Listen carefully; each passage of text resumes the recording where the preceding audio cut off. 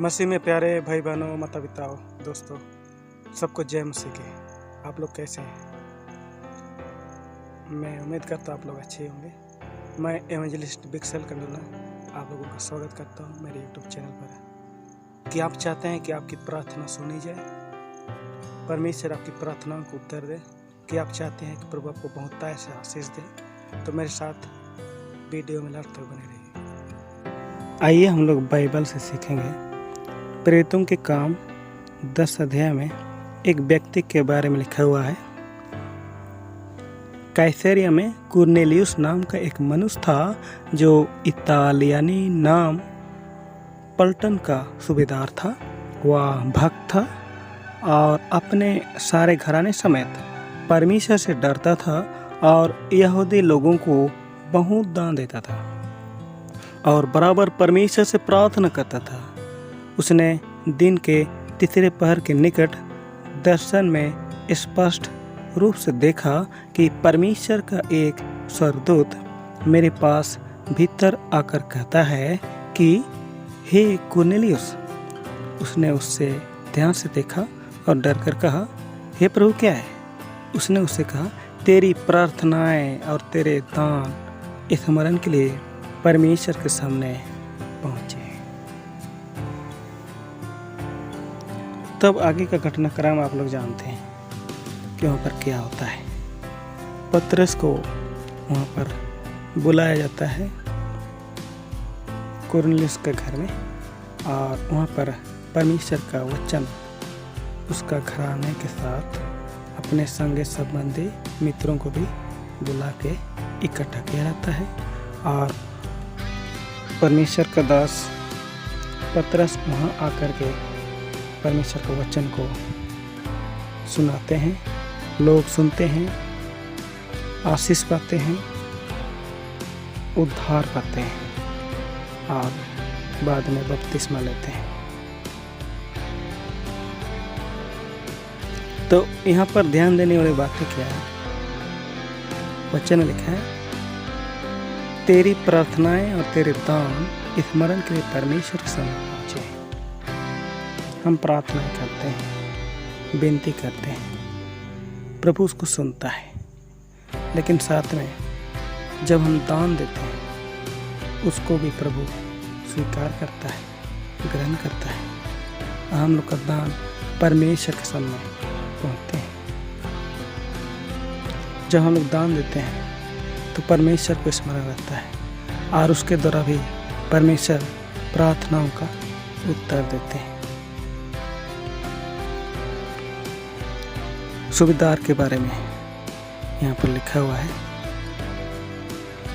यहूदी लोगों को बहुत दान देता था और परमेश्वर से बराबर प्रार्थना करता था। ये दान देने में आगे था। प्रभु ने इसका विनती सुना और प्रभु इसको आशीष दिया। इसी तरह मेरे प्यारे भाई बहनों, माता पिताओं, दोस्तों, बाइबल में दान के काम में बढ़ने के लिए कहता है। सो जैसे हर एक बात में अर्थात विश्वास, वचन, ज्ञान और सब प्रकार के यत्न में और उस पर हम बढ़ते जाओ, वैसे दान देने के काम में भी हमें क्या करना है? बढ़ना है। आगे हम देखेंगे, हर एक को जैसा मन में ठानना चाहिए वैसे ही दान करना चाहिए, ना कि कुड़ के, ना कि दबा से, क्योंकि परमेश्वर हर से देने वालों से प्रेम रखता है। परमेश्वर से प्रेम रखता है। आप दान प्रेम से दीजिए। आगे हम देखते हैं, दिया करो तो तुम्हें भी दिया जाएगा। जिस नाप से तुम नापते हो उसी नाप से तुम्हारे लिए भी नापा जाएगा। यह प्रकृति का नियम है। जब हम किसी को देते हैं तो वापस हमें मिलता भी है। तो इस तरह से दान देने के दौरान आशीष मिलता है। ऐसे हैं जो छितरा देते हैं तो अभी उनकी बढ़ती होती है, और बहुत से ऐसे हैं जो यथार्थ से कम देते हैं, इससे उनकी घटती होती है। मतलब जितना हमें देना चाहिए उतना नहीं देते हैं। ये दशमांश के बारे में पता है। दशमांश का मतलब आप लोग जानते हैं। दशमांश नहीं देते हैं तो हम लोग का घटती होती है। वचन लिखता है, क्या मनुष्य परमेश्वर को धोखा दे सकता है? देखो तुम मुझे धोखा देते हो, तो अभी पूछते हो कि हमने किस बात में तुझे लूटा है? दशमांश लुटाने की भेंट कष्टों में, इसलिए तुम पर भारी श्राप पड़ा है। हमारी प्रार्थनाएं भी रुक जाती है जब हम दशमांश सही से नहीं देते हैं, क्योंकि हम पर भारी श्राप पड़ता है, दुख तकलीफ समस्या आती है। लेकिन जब हम सही रीति से दशमांश को देते हैं तो प्रभु में बहुत पैसा आशीष देते हैं। सारे दशमांश भंडार में ले आओ कि मेरे भवन में भोजन वस्तु रहे। और सेनाओं का यहोवा यह कहता है, ऐसे करके परखो कि मैं आकाश के झरोखे तुम्हारे लिए खोलकर तुम्हारे ऊपर अपरंपार आशीष की वर्षा करता हूँ। मला कहते हैं 10 में इस तरह से हम नहीं पढ़ते हैं। जो हम दशमांश देते हैं प्रभु हमें अपरंपार आशीष देते हैं। दया करने वाले पर हमेशा आशीष ही करती है, क्योंकि वह कंगाल को अपनी रोटी में से देता है। वचन 22 का 9 हम कहते हैं, जब हम गरीब दुखी असहाय लोगों पर दया करते हैं, दान देते हैं, तो प्रभु हमें आशीष प्रदान करते हैं। वचन कहता है दया करने वालों पर आशीष प्रदान है, क्योंकि वह कंगाल को रोटी में से देता है। दान को हम बिरहाद रूप से दे सकते हैं। कलीसिया को उन्नति के लिए, कलीसिया का आत्मनिर्भरता के लिए, डायसिस का आत्मनिर्भरता के लिए हम दान दे सकते हैं, अपना योगदान दे सकते हैं। बस हमें क्या करना है, सही सोचना है, गले लगना और प्रयास करना। कहने का मतलब जो मैं बता रहा हूँ उसके बारे में आपको सही सोचना है और इसको स्वीकार करना है, आपको प्रयास करना है। बहुत कुछ हो सकता है दान के द्वारा, बड़े बड़े काम हो सकते हैं, जन सहयोग की तरह, क्राउड फंडिंग की तरह। यहाँ पर एक बच्चा के बारे में कहा गया है, इसको मस्कुलर एस्ट्रोफी से पीड़ित 1.5 साल का बच्चा है और इनका इलाज के लिए 18 करोड़ रुपए की आवश्यकता थी। जाहिर है उस परिवार के लोग इतना पैसा दे नहीं सकते हैं, लेकिन फिर भी इस परिवार के लोगों से सहयोग मांगा और 1 सप्ताह के अंदर में 18 करोड़ रुपया जमा हुआ और इस बच्चे का इलाज हुआ। कहने का मतलब भीड़ के द्वारा सब कुछ हो सकता है।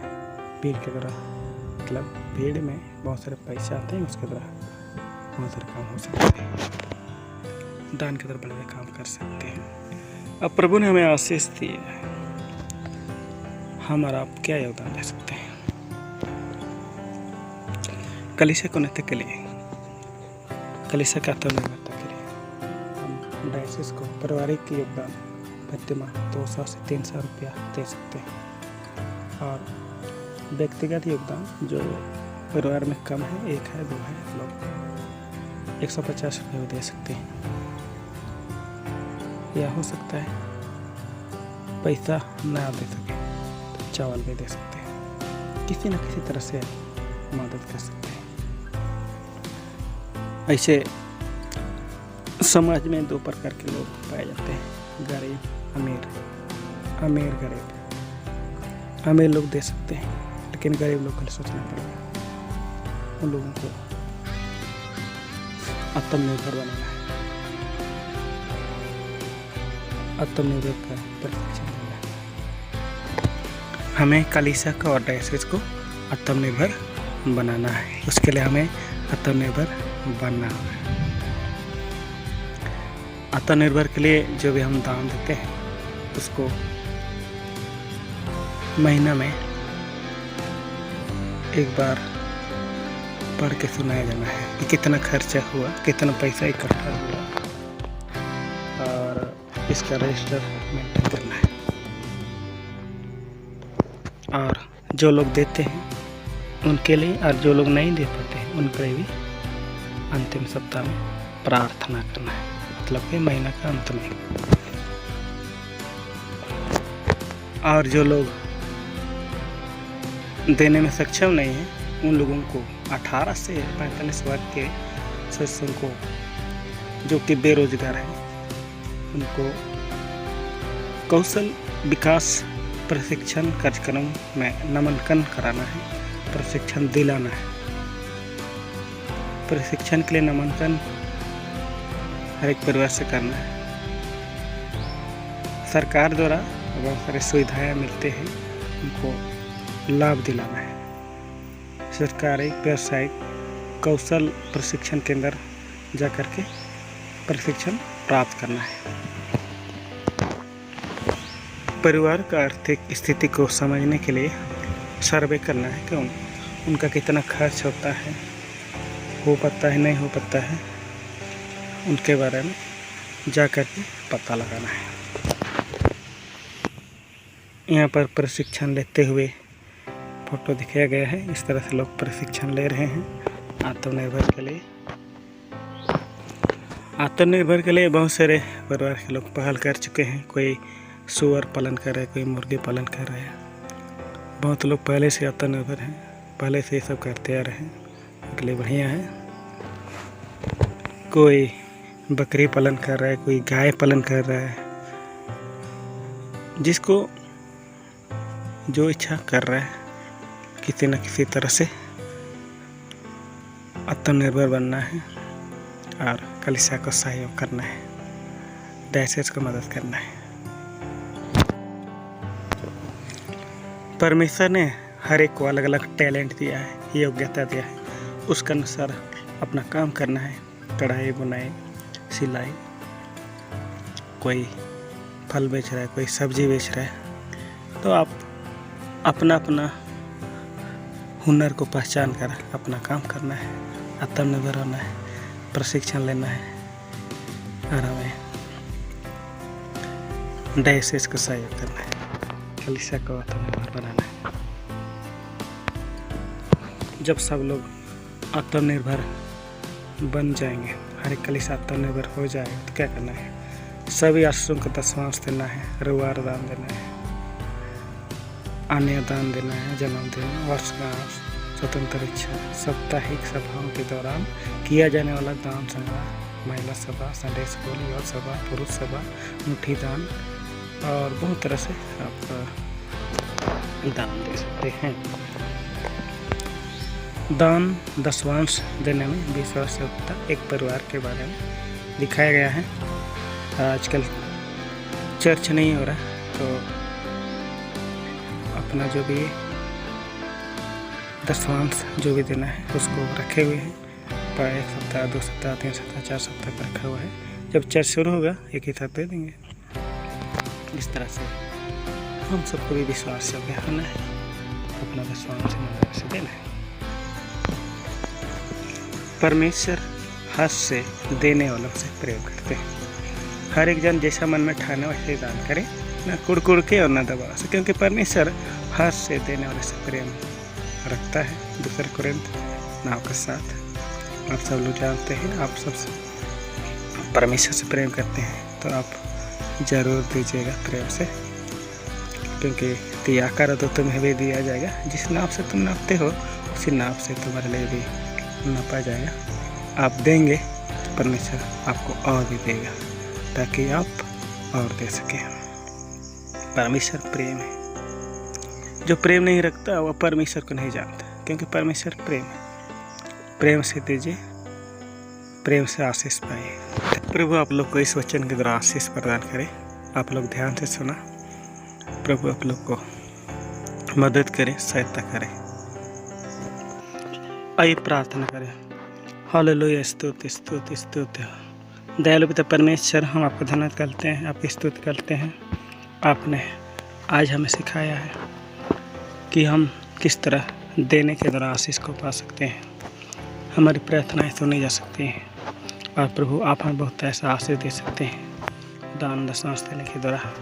प्रभु हम आपकी स्तुति करते हैं, आपकी महिमा करते हैं। प्रभु आप हम सबसे प्रेम करते हैं, और प्रभु आपने हमारे लिए एक रास्ता को बनाया ताकि हम आशीष को पा सकें।